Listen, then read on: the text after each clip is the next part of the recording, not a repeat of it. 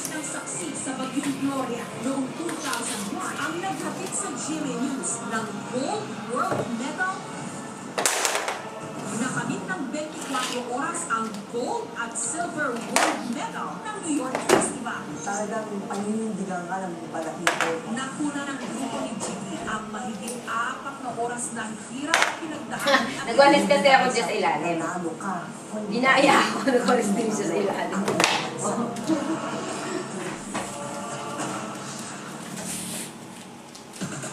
You are watching 24 Oras.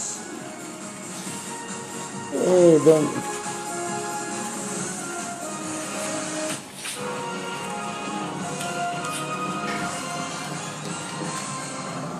Isang lalaki ang inresto dahil sa reklamo vlog kay Estapa ayon sa daan-daan na biktima niya.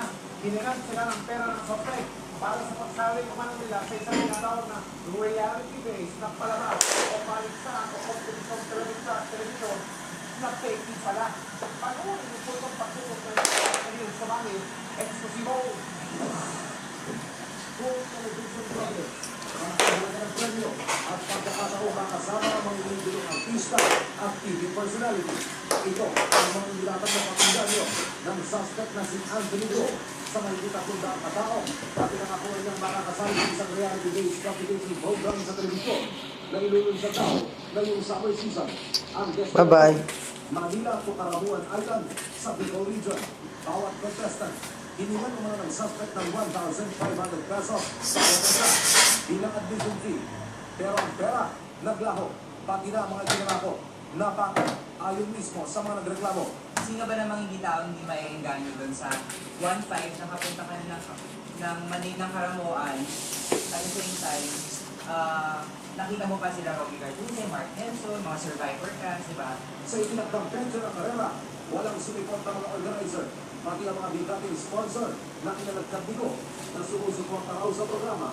Itinangging kilala nila si Go, CIDG-NCR, ang humuli sa suspect. Ako na yan, ako na yan. Sa kasulang kay Estapa.